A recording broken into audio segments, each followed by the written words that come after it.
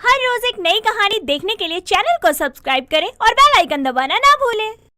कुछ करो वरना मैं चली जाऊंगी इस घर से।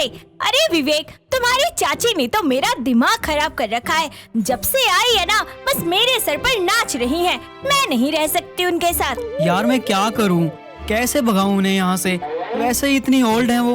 देखो विवेक, तुम डिसाइड कर लो, तुम्हें तुम्हारी चाची चाहिए या मैं कर तो रहा हूँ ट्राई। दोनों बातें कर ही रहे होते हैं कि तभी उनकी चाची सास शर्मिला की आवाज आती है। अरे मैया, अरे बहू, अरे जल्दी आ, और ये देख सबका सब खराब हो गया। ये देखो फिर से कैसे चिल्ला रही है। अरे मेरा जीना हराम कर दिया है इन्होंने। कभी इधर भगाती है, कभी उधर भगाती है।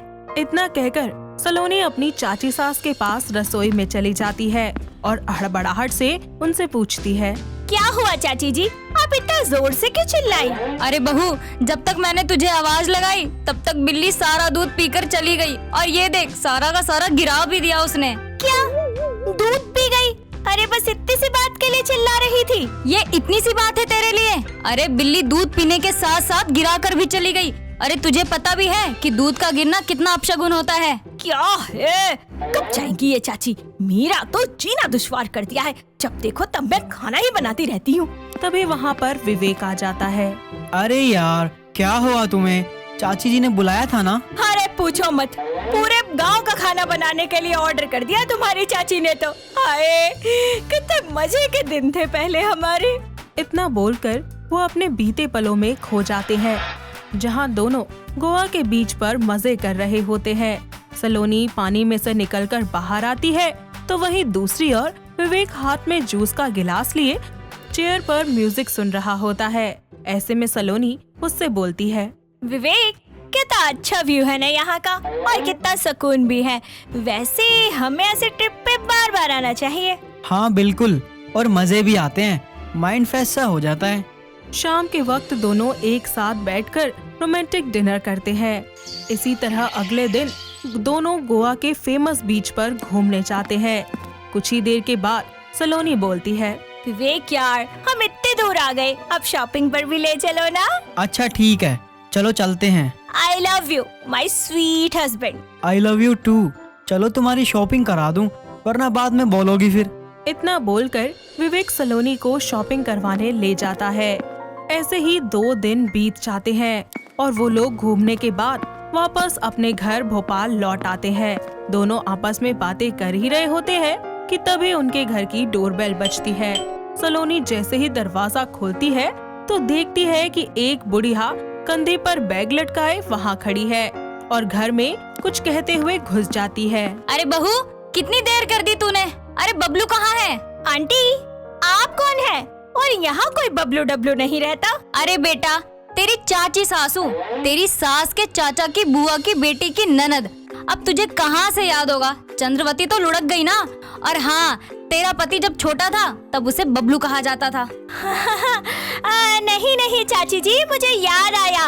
माँ जी ने बताया था आपके बारे में। थोड़ी बहुत पहचान पा रही हूँ मैं आपको। अरे बेटा, पहले कहाँ फोटो वोटो हुआ करती थी। अच्छा ये सब छोड़, जरा पानी वानी पिला दे मुझे। जी जी, मैं अभी लाती हूँ चाची जी। इतना कहकर सलोनी रसोई में जाती है और विवेक को गुस्से से बोलती है, विवेक, ये कौन सी चाची है तुम्हारी? मैंने तो आज तक नहीं देखा, ना ही तुम्हारी माँ से कभी सुना इनके बारे में। और ये क्या बबलू बबलू लगा रखा है? तुम्हारा नाम बबलू था क्या बचपन में? Relax baby, calm down. कौन चाची जी? मैं भी नहीं जानता, और मुझे कभी बबलू डबलू नहीं बोला, समझी ना? कहाँ है वैसे? अरे सीधा घर में घुसी और पसर गई सोफे पे। इतना बोलकर वो पानी ले जाकर शर्मिला को दे देती है और विवेक उनके पैर छूकर उनसे अटक कर कहता है, चाची जी नमस्ते। आप कैसे आई हैं? और कहाँ से? वो क्या है ना चाची जी, मैं भूल गया हूँ, बहुत छोटा था ना जब। अरे बबलू, भूल गया तू? तुझे कैसे मैं गोद में झुलाती थी, खाना खिलाती थी और तेरी बहुत कुटाई भी करती थी। तेरी सास का कौन सा गांव है वो? सीतापुर। हाँ, वहीं से आई हूँ। जी जी चाची जी। छी, हाय हाय। दोनों बदबू से बचकर जल्दी से वहाँ से जाने लगते हैं कि शर्मिला उन्हें रोकती है और एक बार फिर से पाद मारकर बोलती है, अरे दोनों कहाँ जा रहे हो? मेरे पास बैठो ना। अरे बहू, तू एक काम कर दे, बहुत भूख लग रही है मुझे, तो ऐसा कर कुछ चटपटा सा बना दे 2-4 खाने के लिए। जी चाची जी, अभी बनाती हूँ।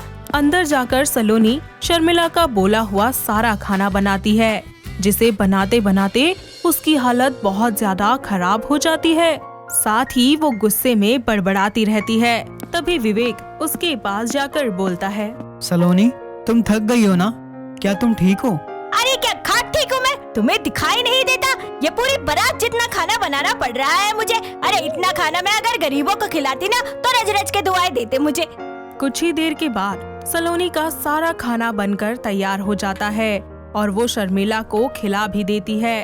साथ ही वो सब लोग खुद भी खाना खाते हैं। खाना खाने के तुरंत बाद शर्मिला जोरों से एक बम विस्फोट करती है, जिसके बाद विवेक और सलोनी दोनों ही उस गंदी बदबू को स्मेल करके पागल हो जाते हैं। और सलोनी ऐसे में सारी जगह पर हर कमरे में रूम फ्रेशनर स्प्रे कर देती है। चाची जी, आप किसी काम से आई है क्या? मेरा मतलब कितने दिन का काम है आपका? अरे नहीं नहीं बहू, मुझे कोई काम नहीं है। मैं तो आराम से 4 से 5 महीने के लिए रुकने आई हूँ यहाँ पे। तुम दोनों निश्चिंत रहो। इसी तरह वक्त गुजरता जाता है। शर्मिला सलोनी को कह कहकर घर के सारे काम करवाती है, उससे बेहिसाब खाना बनवाती है, जिसके बाद सलोनी की अच्छे से बैंड बज जाती है। तो वहीं शर्मिला की खाना खाने के बाद हमेशा की तरह बम के खोले छोड़ने की आदत यूं ही चलती रहती है। ऐसे ही एक दिन शर्मिला सलोनी को खाना बनाने के लिए कहती है और वो चिड़चिड़ी होकर रसोई में खाना बनाने चली जाती है, जहाँ फिर से वो विवेक को सुना रही होती है। कुछ ही देर के बाद वो खाना बनाकर शर्मिला के लिए उसके पास ले जाती है। चाची जी, आपकी पसंद का सारा खाना बना दिया है मैंने, जितना चाहे खा लो। अरे वाह बहू, मैंने तो तुझे थोड़ा सा बोला था बनाने के लिए और तूने इतना सारा बना कर ले आई। चलो बना कर ले ही आई है तो खिला भी दे। इतना बोलकर शर्मिला खाना खाना शुरू करती है और एक एक करके वो सारा खाना खा जाती है। ऐसे ही एक दिन उनके घर की डोरबेल बजती है। सलोनी के साथ वाले पड़ोसी मिस्टर नारायण उनके घर आते हैं और अचानक से उनकी नजर शर्मिला पर पड़ती है, जिसके बाद मिस्टर नारायण कहते हैं, आप शर्मिला चाची तो नहीं है? अरे तू कौन है और तुझे मेरा नाम कैसे पता? अरे चाची जी, मैं आपका बबलू। भूल गई हैं क्या आप, जिसे आप गोद में झुलाती थी, अपना खाना खिलाती थी, बहुत कुटाई करती थी ना? अरे तू तो सच में मेरा बबलू है। अगर तू मेरा बबलू है तो ये कौन है जिसके घर में मैं इतने टाइम से रह रही हूँ? अरे आपको तो मेरे घर आना था, ये तो मेरे पड़ोसी हैं। पास खड़े सलोनी और विवेक हकीकत जानकर अपने सर पर हाथ मारते हुए वहीं बैठ जाते हैं, जिस पर वो दोनों एक साथ बोलते हैं, तो ये है असली बबलू। अरे चाची जी, आप भी ना कॉल कर लेते मुझे, मैं कहीं घूमने चला गया था सुहानी को लेकर। अच्छा सलोनी भाभी, विवेक भाई, आपका बहुत बहुत शुक्रिया मेरी चाची जी का इतना ख्याल रखने के लिए।